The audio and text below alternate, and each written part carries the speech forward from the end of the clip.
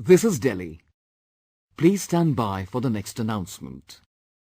This is All India Radio. We now bring you the recording of the Sardar Patel Memorial Lecture 2020, delivered by Honorable Minister for External Affairs, Dr.S.Jaishankar, at the C.B. Muttamma Hall, Jawaharlal Nehru Bhavan, New Delhi, earlier this evening.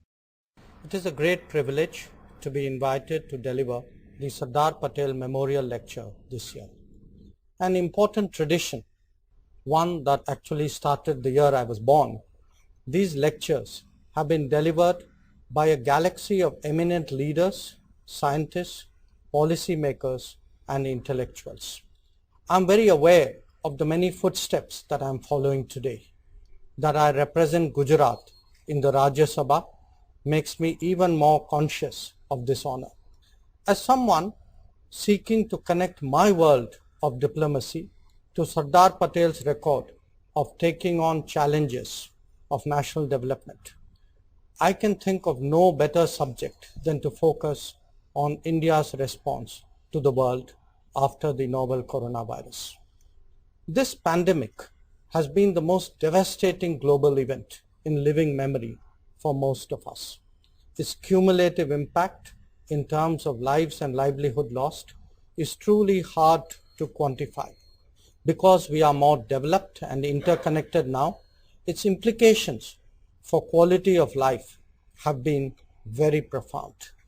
In many ways, the upheaval can be comparable to the devastation caused by a major conflict. Yet, it is also very different in terms of its impact within societies and between nations. How it will change our lifestyle is still an unfolding experience.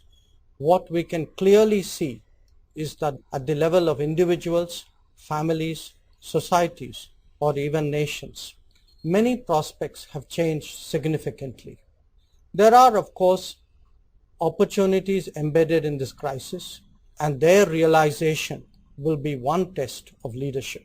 At a collective level, we are still limited by our imagination to fully grasp the complications of an era that we have now entered. And it is when contemplating these uncertainties that have come upon us so suddenly that the value of leadership in difficult circumstances is really recognized. In the history of modern India, few symbolize that more appropriately than Sardar Vallabhbhai Patel. 75 years ago, both the world and India were in the midst of a different kind of turbulence, one no less in its seriousness. The Second World War had just ended, comprehensively overturning the global order. New centers of dominance emerged with very different interests and outlook. Forces set into motion, some predating the conflict, eventually ended colonial rule in vast parts of the globe.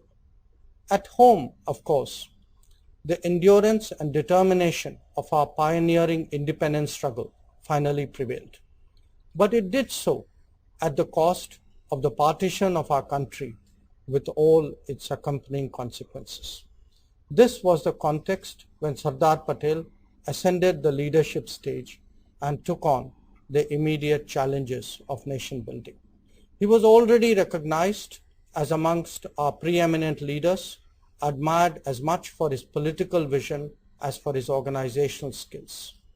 On the assumption of power, he took on the most difficult responsibilities of governance, characteristically setting aside his personal interests.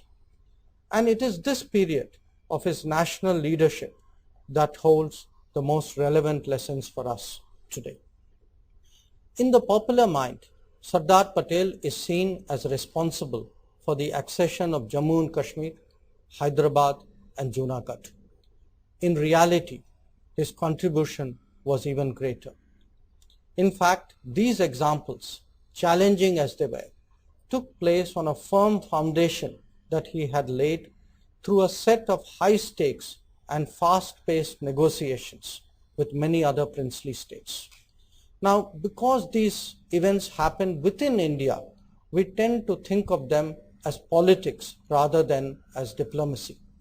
But as VP Menon has so ably chronicled, the exercise involved the toughest negotiations that we can imagine, and whether it is in their objective, strategy, or tactics, they remain worthy of deep study even today. Sardar Patel is also rightly associated with refashioning the civil services for independent India. He could do so because his administrative acumen commanded deep respect in both the state machinery that we inherited and the one that was then grafted onto it. At the same time, the Sardar remained very much a man of the people. His ability to harness the energies of the masses to the most important issues of the day was legendary. His economic thinking has perhaps got less attention in history than it deserves. He clearly recognized the importance of rapidly building national capabilities by promoting greater entrepreneurship. When it comes to national security, of course, he was undoubtedly the most hard-headed and practical.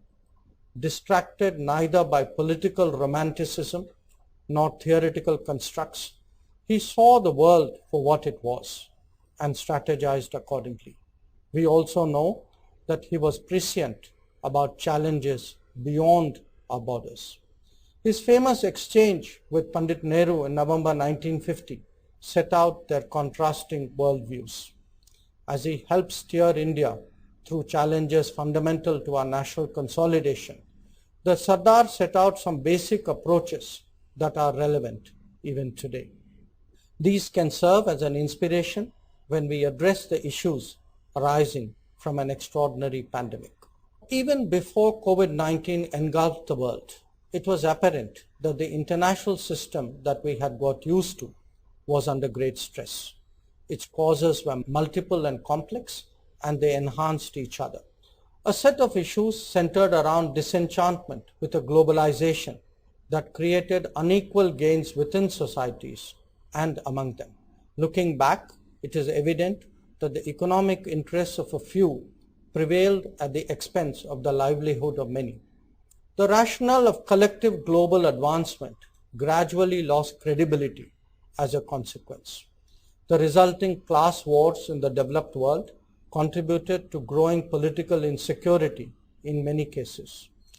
A second phenomenon, one more extended in its time frame, was the rebalancing of the global economy and thereafter of world politics.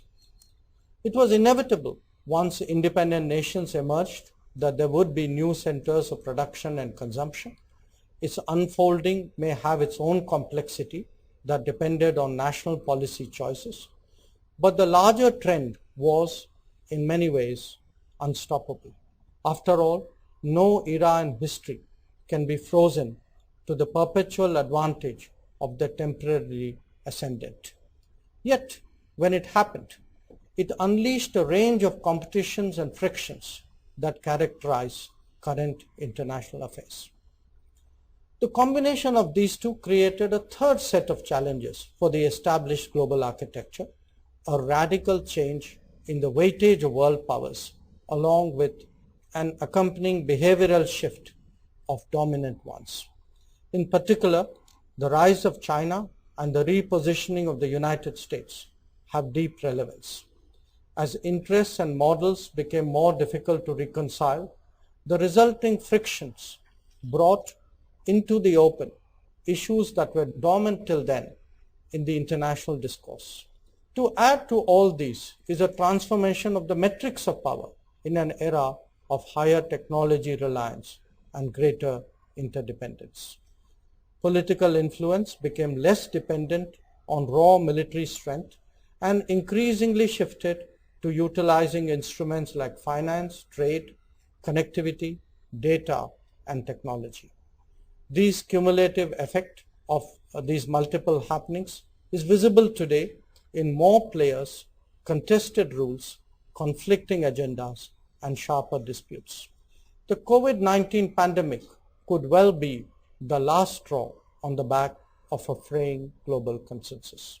If the world carried the burden of pre-existing conditions even as it was hit by the pandemic. India was no exception. The conventional narrative in that regard tends to focus on issues of finance and trade, with some social and political problems added for good measure. But a truly self-critical assessment of the last quarter century would raise deeper questions about our very understanding of reform and globalization. It is often said that in India, we do the changes we must rather than the changes we should.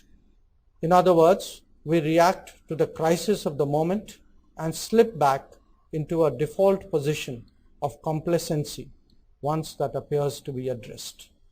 And the truth is, that is pretty much what has happened to us since the early 1990s. Debates on reform have focused largely around different aspects of the economy, industry, and commerce, perhaps natural if we recall that the triggering crisis was a balance of payments one. But the undeniable reality is that large swaths of economic, social, and human activity were left untouched. Whether it was agriculture or labor, education or administration, the power of vested interests kept the impulses of further reform well at bay. Our human development indices then naturally did not improve, and requirements of urbanization remained as ineffectively addressed as the demands of rural growth. Not just that, the absence of progress across the social front began to tell increasingly even on the economic one. This domestic scenario was mirrored by an external strategy that also limited India's competitiveness. In the pursuit of globalization, we entered into arrangements with very short-term calculations. India imported to consume, trade, and profit rather than to absorb, innovate, and produce. The over-leveraging of low-cost options from outside obviously eroded domestic manufacturing. Not coincidentally, despite fairly high economic growth, India's employment challenges also started worsening. The consequences of this on sustaining demand and promoting production unfolded over time. Quite unconsciously, we began to perceive in the efficiencies of others a solution for our own limitations. And with that, the cause of reform remained at a level that was comfortable for the order of the day. If self-assessments remained positive, it was because they were based on benchmarking ourselves against our own past rather than vis-a-vis competitors. That many others, including in our near proximity, had raced ahead always had explanations. By the second decade of this century, these realities have caught up with us. It has led to a growing realization that globalization without a strategy is like driving without a destination. And the true yardstick for reform can only be its impact on comprehensive national power. Policymakers across the world dealing with the impact of the pandemic are now focused on economic and social recovery. Nations have made decisions in line with their particular circumstances, many conscious that the real challenges still lie ahead. Addressing both lives and livelihood has been an overarching concern for all. Expectedly, this is India's primary preoccupation too at this time. The pathway to recovery, however, also has steps of resilience that reflect the pandemic experience. These could be in terms of the more direct concerns, as in the health and pharmaceutical sectors, or they could be broader, covering domestic, manufacturing, distribution, and consumption. Perhaps more than we realize, rapidly creating a pandemic response infrastructure and meeting huge socio-economic needs during a crisis has created a new level of expectations. If the Indian public has shown commendable fortitude and discipline in the face of adversity, it is in no small measure due to leadership and motivation. Today, however, it is essential to think through strategies that would help put that behind us. But precisely because the pandemic has brought to fore many shortcomings, this is also an opportunity to contemplate deep reforms.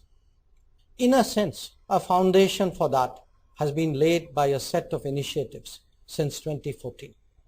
National campaigns addressed a wide range of challenges that were traditionally excluded from the debate on reform.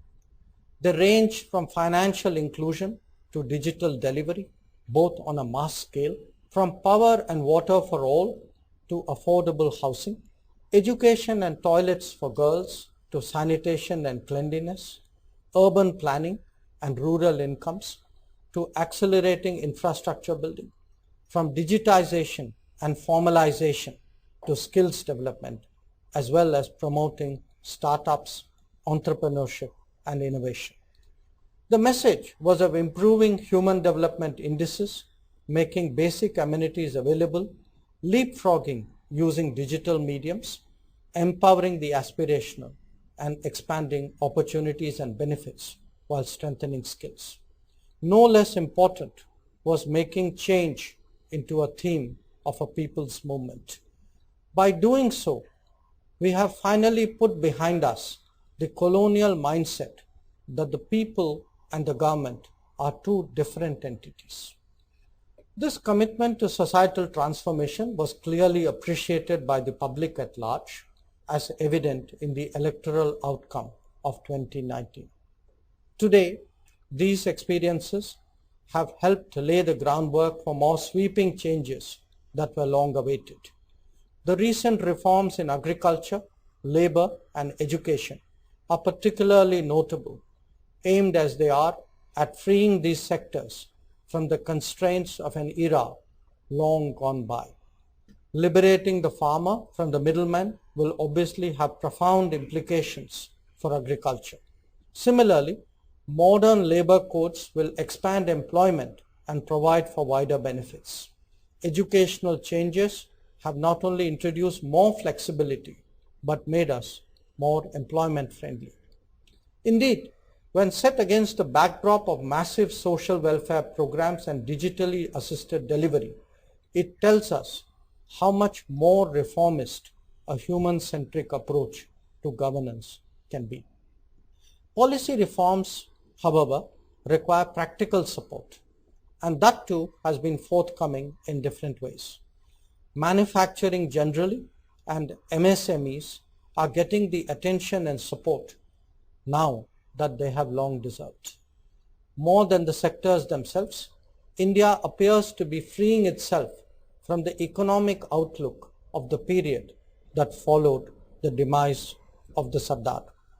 There are other areas as well where the winds of change are blowing, not least in the entrenched domains of administration and civil services. It is clear by now that Sardar Patel's vision of creating the best policy outcomes needs refreshing. A renewed stress on specialization, performance, and delivery is therefore particularly welcome. We must have no illusions that the road to recovery and beyond will be a long and arduous one. Looking at the horizon, there are lessons from experiences of others that India needs to imbibe, whether in terms of human resources, social infrastructure, or economic capabilities. Basic amenities of power, water, and housing can no longer be treated as a luxury, nor can education, healthcare, skills, and employment remain as options just for a few. In particular, a greater focus on technology and manufacturing is central to India's prospects. Digitization could well hold the key to the credible emergence of social welfare in a nation with limited resources. This is important to recognize given the growing expectations of aspirational thinking. A commitment to promoting more employment-centric growth may be assisted by labor reforms and skilling programs, but it also sees a strong and sustained effort towards making it easier to do business.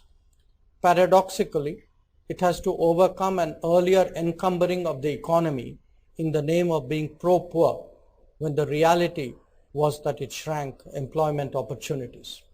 Some of the answers also lie in the purview of our trade policies that have not done our interests adequate justice.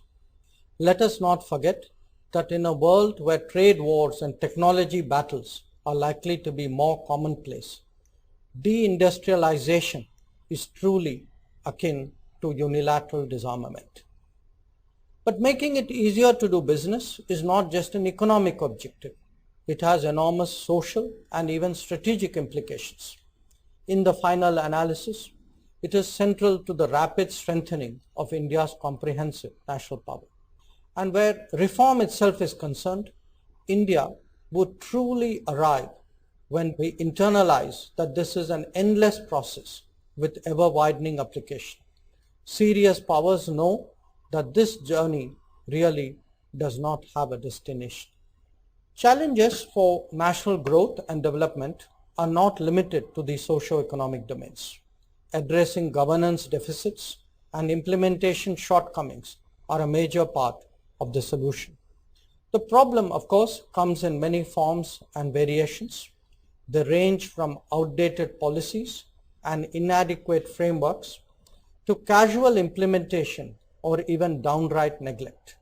At the end of the day, it is as much about capabilities as it is about strategizing.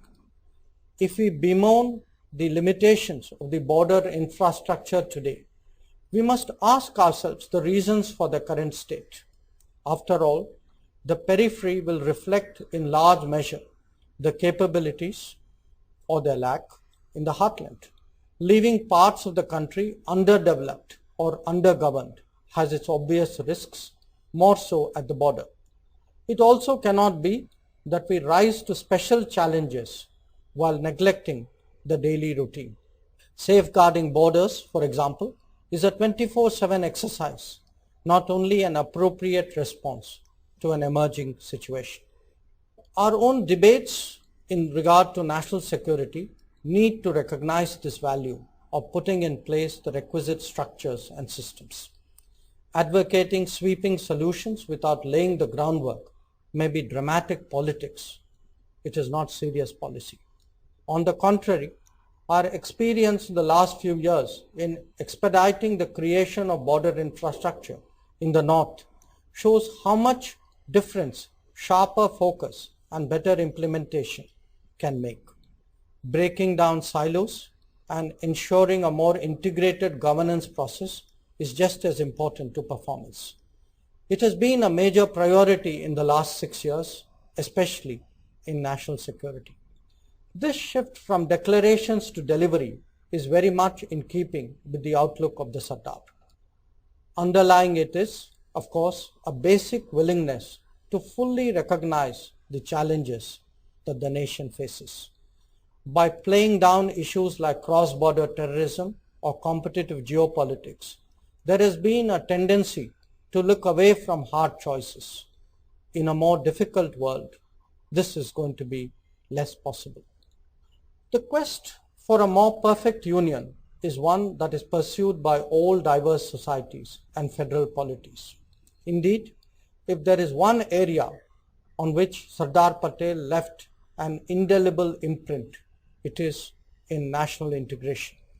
As a civilization that values unity in diversity, it is vital that we nurture the bonds that bind us together. Our journey in the last 73 years has not been without its obstacles.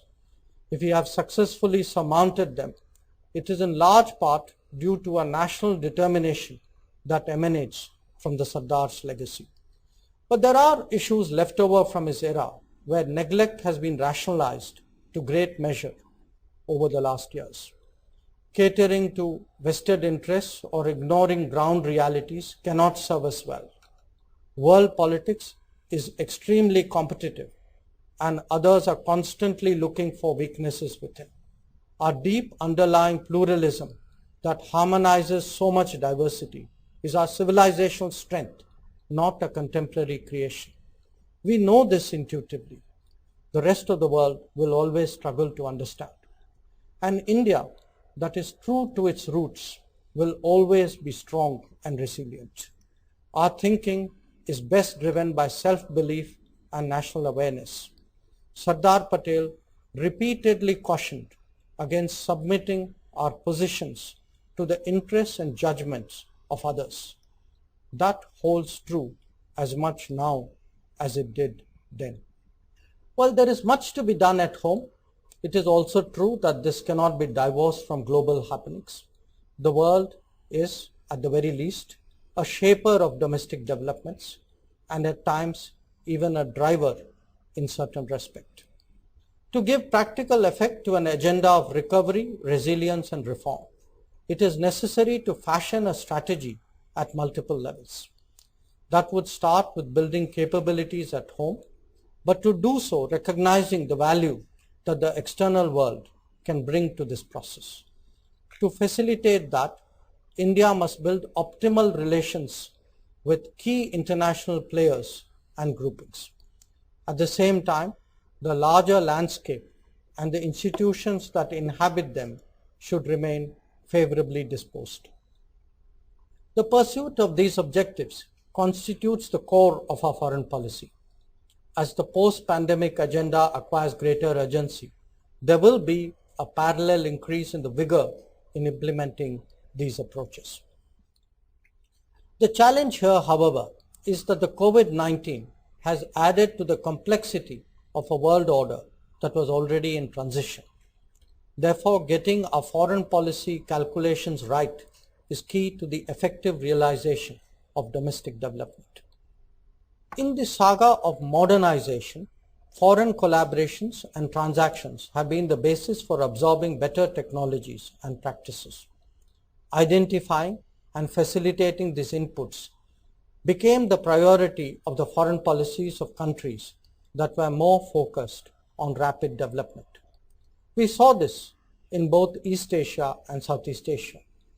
In our own case, there was an expectation that the opening of the Indian economy after 1991 would create similar outcomes. A quarter century later, it is apparent that this has not been the result. Instead of absorbing technologies and enhancing our capabilities, we have allowed subsidized imports to substitute our own production. The result is the hollowing out of sectors and an undermining of small and medium enterprises that constitute the very backbone of any large economy. This cannot be allowed to continue. Looking back, it is difficult to think of any comparable economy that has leveraged its market access so inadequately. Some of the responsibility can rightly be laid on the arrangements that were negotiated in this period. But there is also the larger reality of market distortions and non-market players. Yet, the powerful narrative of political correctness kept us on a questionable path for too long. Today, an ability to think for ourselves creates an outlook more in consonance with our national interest. In approaching foreign partners, we need to accurately assess their complementarity before reaching understandings. There can always be a case for flexibility and even generosity towards friendly neighbors. But as a rule, reciprocity and mutual benefit must guide our thinking. That past experiences have not always worked well, however, does not make the argument for engaging the world any weaker. On the contrary, post-COVID recovery necessitates both a stronger international collaboration at home and a larger economic participation abroad.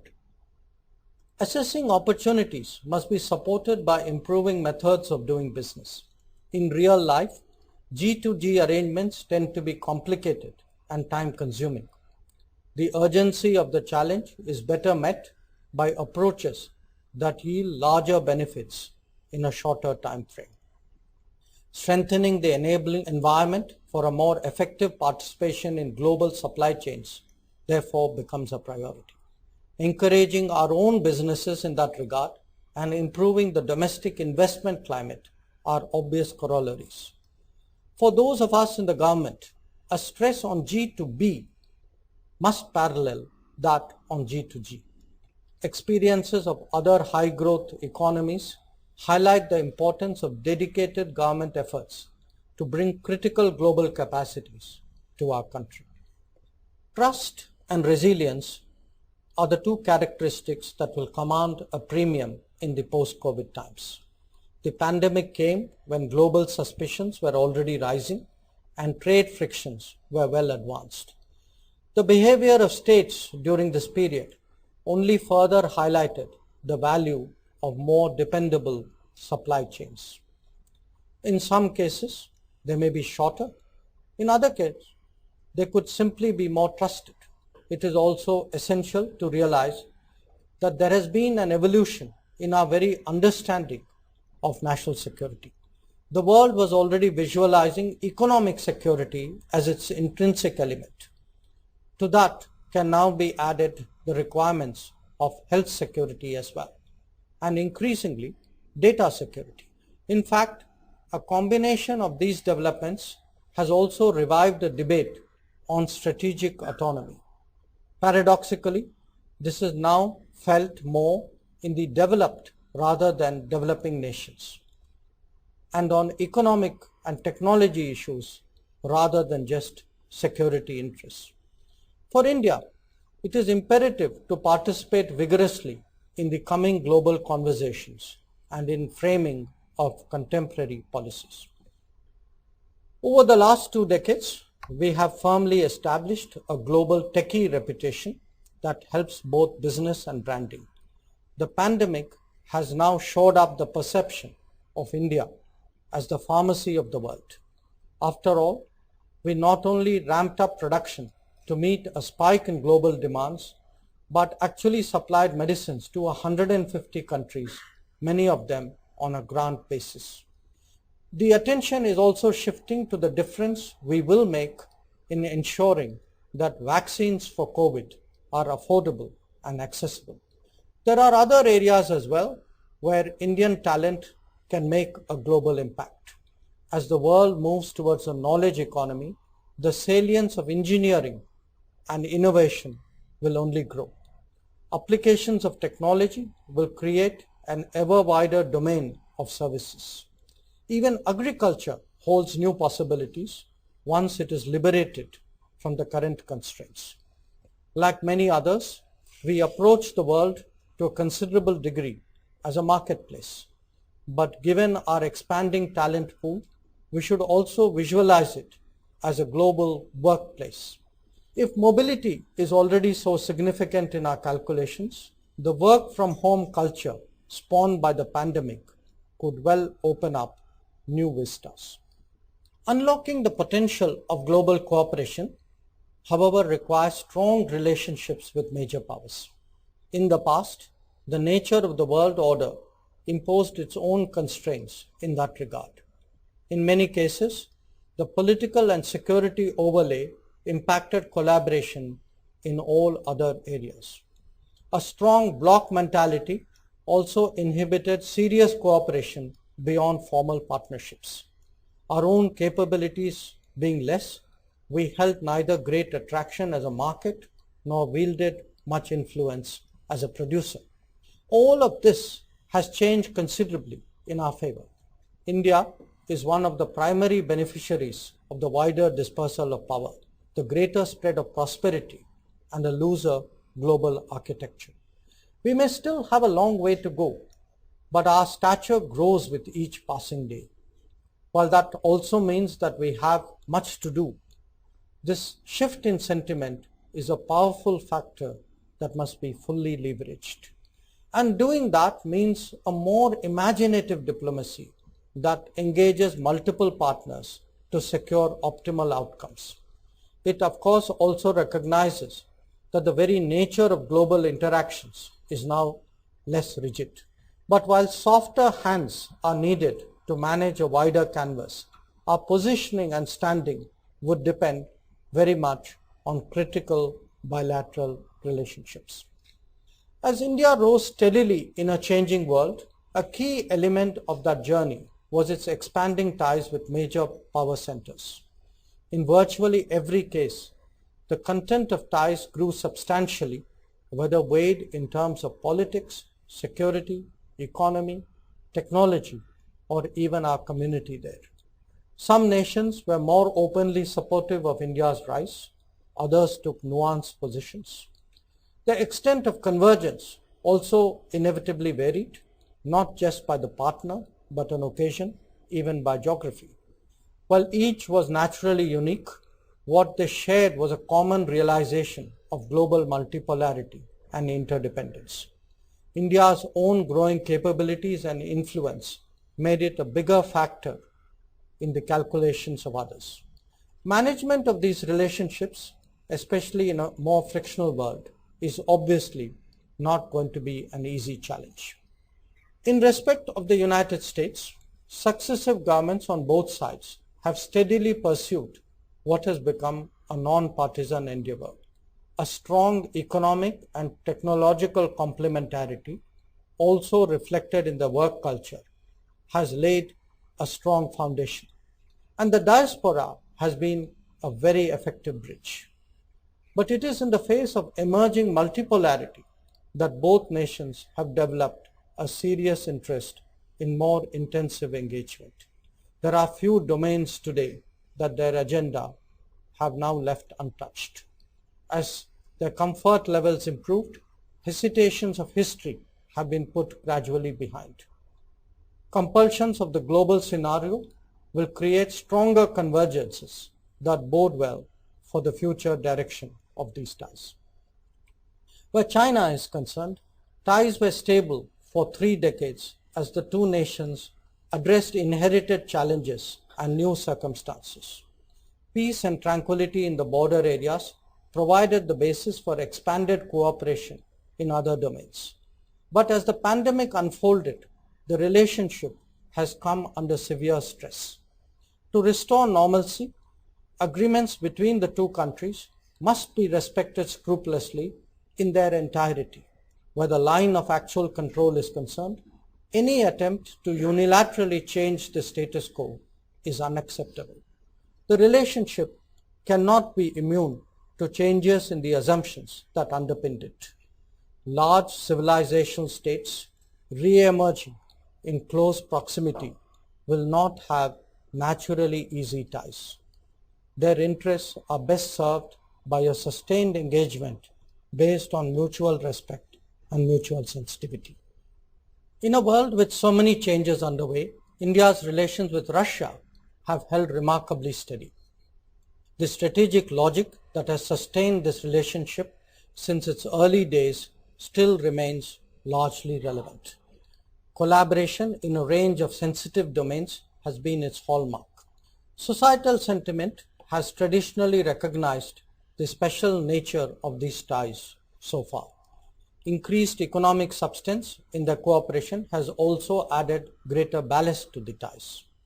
As both countries take stock of the post-COVID scenario, the intersection of their interests is likely to continue.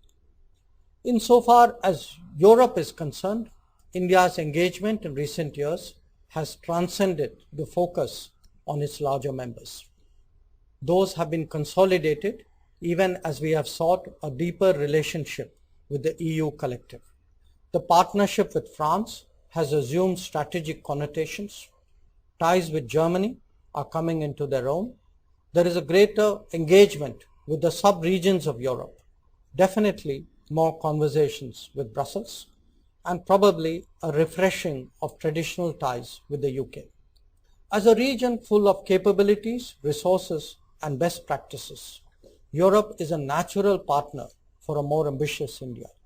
Its revived interest in the Indo-Pacific strengthens the relevance of this engagement.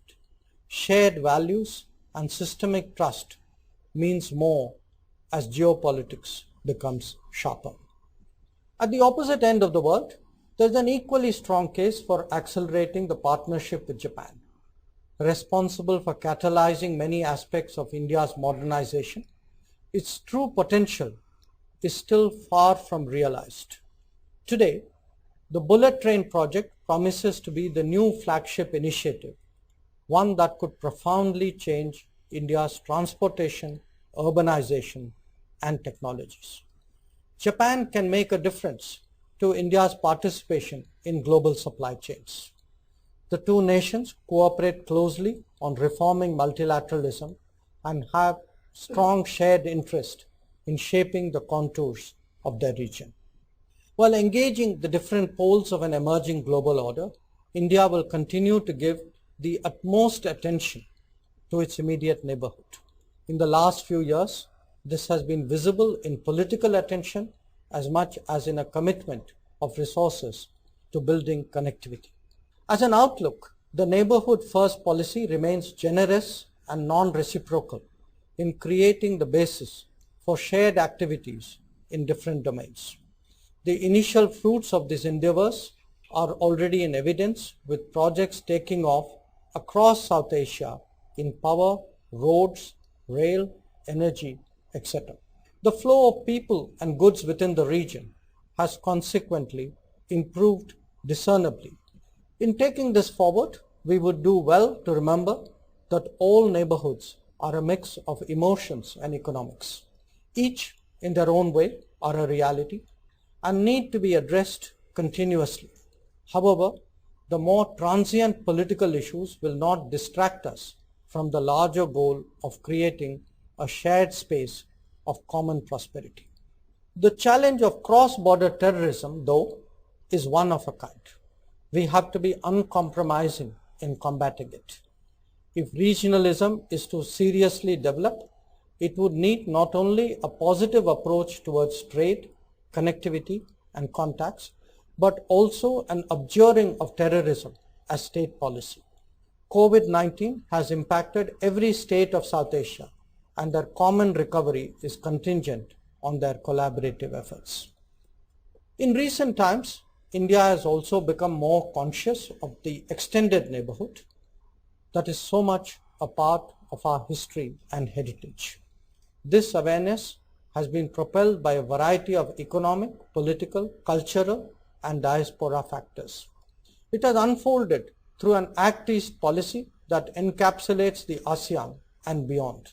Our partnership with Australia today underlines how far that has taken us.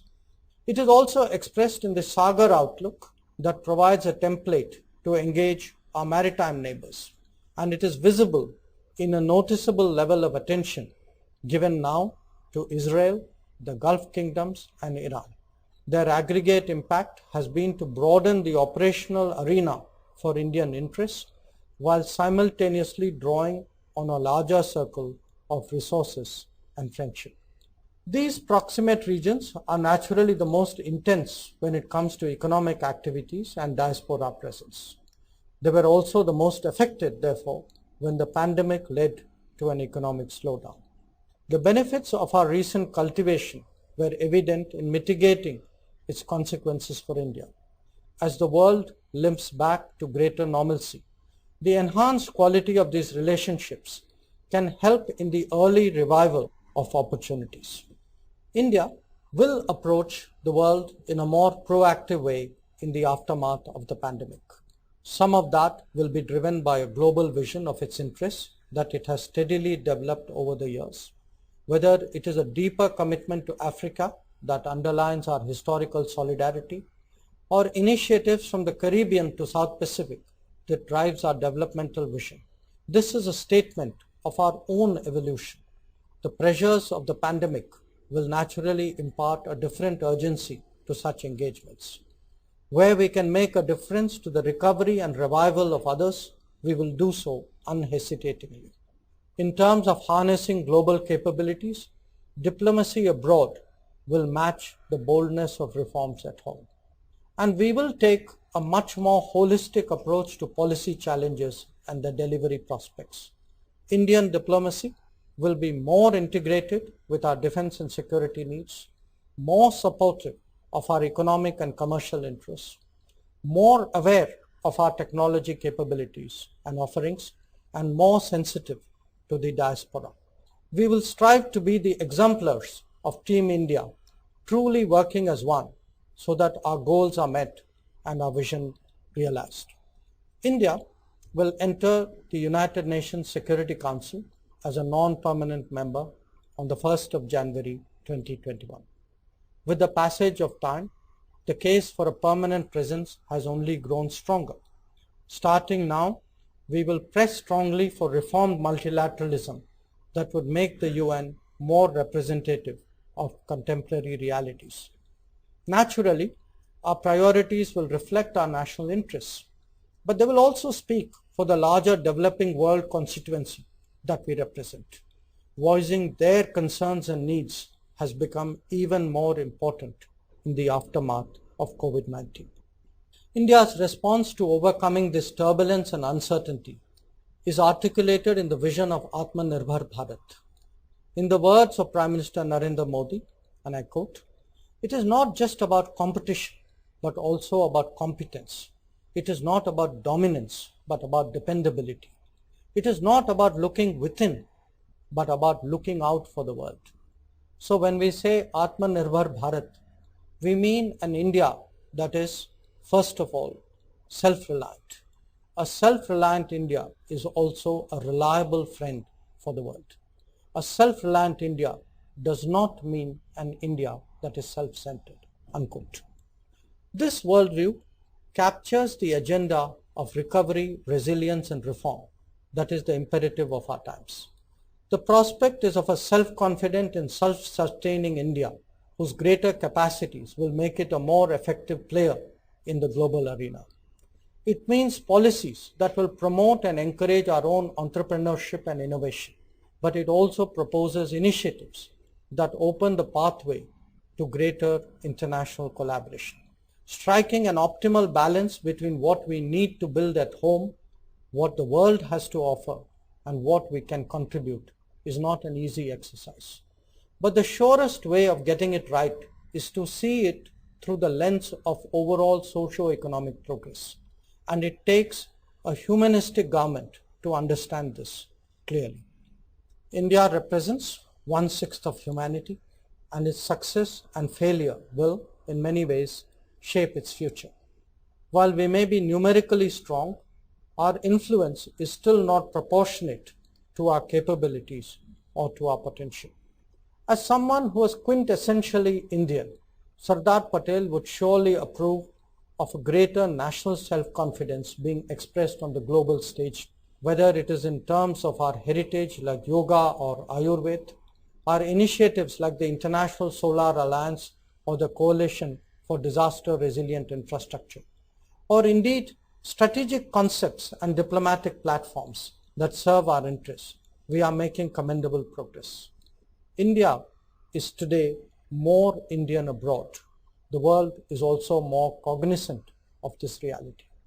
And this is not just about abstract ideas and intangible activities. Taking care of its people is an intrinsic element of the rise of a nation. For some time now, our pride in the achievements of the diaspora has been matched by looking after our nationals abroad. The pandemic was an exceptional test of our resolve. But the Vande Bharat mission emerged as proof of the capabilities of New India. I take this opportunity to salute all those who made it happen. Sardar Patel steered India through the immediate aftermath of partition and shaped the firm establishment of our modern nationhood.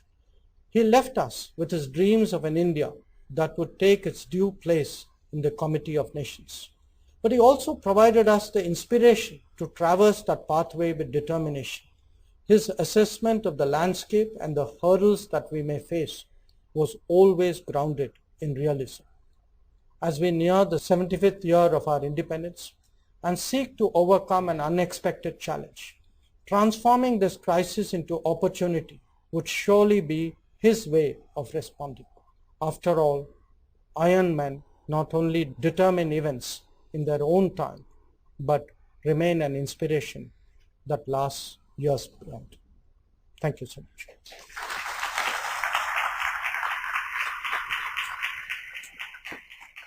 You were listening to a recording of the Sardar Patel Memorial Lecture 2020, delivered by Honorable Minister for External Affairs, Dr.S. Jaishankar at the C.B. Muttamma Hall, Jawaharlal Nehru Bhavan, New Delhi, earlier this evening.